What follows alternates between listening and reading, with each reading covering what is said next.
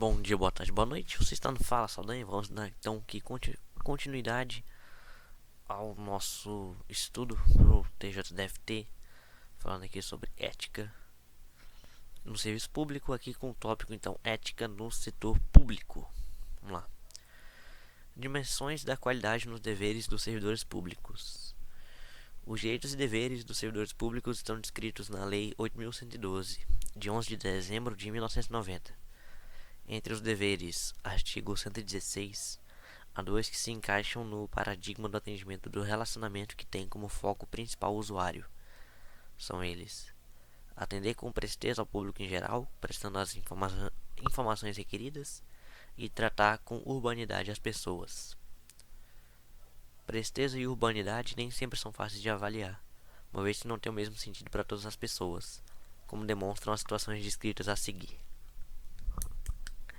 Serviços realizados em 2 dias úteis, por exemplo, podem não corresponder às reais necessidades dos usuários quanto ao prazo.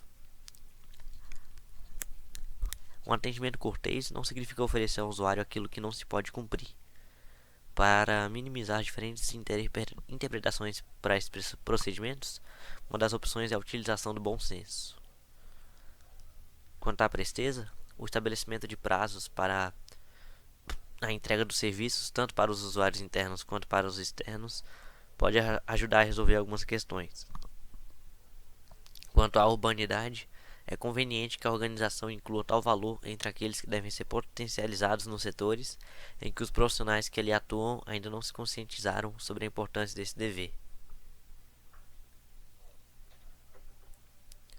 Não é à toa que as organizações estão exigindo habilidades intelectuais e comportamentais de seus profissionais, além de apurada determinação estratégica. Entre outros requisitos, essas habilidades incluem atualização constante, soluções inovadoras em resposta à velocidade das mudanças, decisões criativas, diferenciadas e rápidas, flexibilidade para mudar hábitos de trabalho, liderança e aptidão para manter relações pessoais e profissionais, habilidade para lidar com os usuários internos e externos. Encerramos esse tópico com um trecho de um texto de Andrés Sanz Mulas. Para desenhar uma ética das administrações, seria necessário realizar as seguintes tarefas, entre outras: definir claramente qual é o fim específico pelo qual se cobra a legitimidade social, determinar os meios adequados para alcançar esse fim e quais valores é preciso incorporar para alcançá-lo, descobrir que hábitos a organização deve adquirir em seu conjunto e os membros que a compõem para incorporar esses valores, e gerar assim um caráter que permita tomar decisões acertadamente em relação à meta eleita. Ter em conta os valores da moral cívica da sociedade em que se está imerso, conhecer quais são os direitos que a sociedade reconhece às pessoas. Quando falamos sobre ética pública, logo pensamos em corrupção, extorsão, ineficiência, etc. Mas, na realidade, o que devemos ter como ponto de referência em relação ao serviço público, ou na vida pública em geral, é que seja fixado um padrão a partir do qual possamos, em seguida, julgar a atuação dos servidores públicos, ou daqueles que estiverem envolvidos na vida pública. Entretanto, não basta que haja padrão, tão somente é necessário que esse padrão seja ético, acima de tudo. O fundamento que precisa ser compreendido é que os padrões éticos dos servidores públicos advêm de sua própria natureza, ou seja, de caráter público, e sua relação com o público. A questão da ética pública está diretamente relacionada aos princípios fundamentais, sendo estes comparados ao que chamamos no direito de norma fundamental. Uma norma hipotética com premissas ideológicas e que deve reger tudo mais o que estiver relacionado ao comportamento do ser humano em seu meio social. Aliás, podemos invocar a Constituição Federal. É estampado os valores morais da boa conduta, a boa fé acima de tudo, como princípios básicos e essenciais a uma vida equilibrada do cidadão na sociedade, lembrando inclusive o tão citado pelos gregos antigos, bem viver. Outro ponto bastante controverso é a questão da impessoalidade. Ao contrário do que muitos pensam, o funcionalismo público e seus servidores devem primar pela questão da impessoalidade, deixando claro que o termo é sinônimo de igualdade. Esta sim é a questão-chave que eleva o serviço público a níveis tão ineficazes. Não se preza pela igualdade.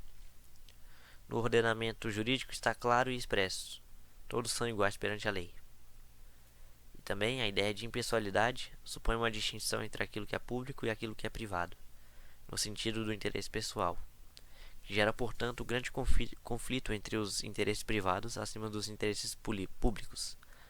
Podemos verificar abertamente nos meios de comunicação, seja pelo rádio, televisão, jornais e revistas, que este é um dos principais problemas que cercam o setor público, afetando assim a ética que deveria estar acima de seus interesses. Não podemos falar de ética em pessoalidade, sinônimo de igualdade, sem falar de moralidade. Essa também é um dos principais valores que definem a conduta ética, não só dos servidores públicos, mas de qualquer indivíduo. Invocando novamente o ordenamento jurídico, podemos identificar que a falta de respeito ao padrão moral implica, portanto, uma violação dos direitos do cidadão, comprometendo inclusive a existência dos valores dos bons costumes em uma sociedade. A falta de ética na administração pública encontra terreno fértil para se reproduzir, pois o comportamento de autoridades públicas está longe de se basear em princípios éticos, e isto ocorre devido à falta de preparo dos funcionários, cultura equivocada e especialmente por falta de mecanismos de controle e responsabilização adequada dos atos antiéticos.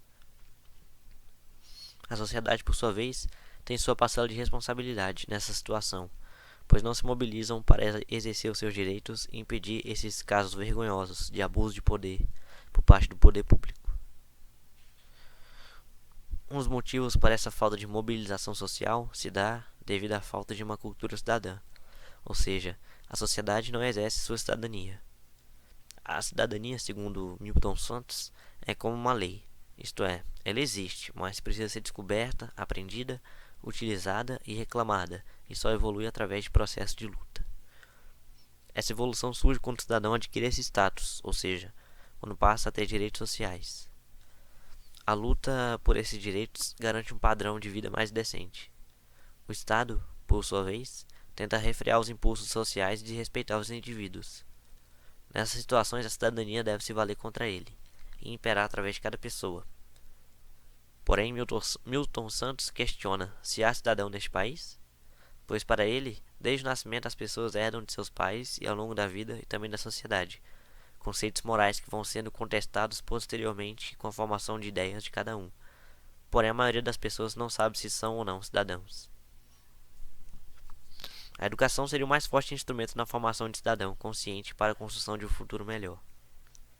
No âmbito administrativo, funcionários mal capacitados e sem princípios éticos que convivem todos os dias com mandos e desmandos, atos desonestos, corrupção e falta de ética, tendem a assimilar por este rol cultural de aproveitamento em benefício próprio.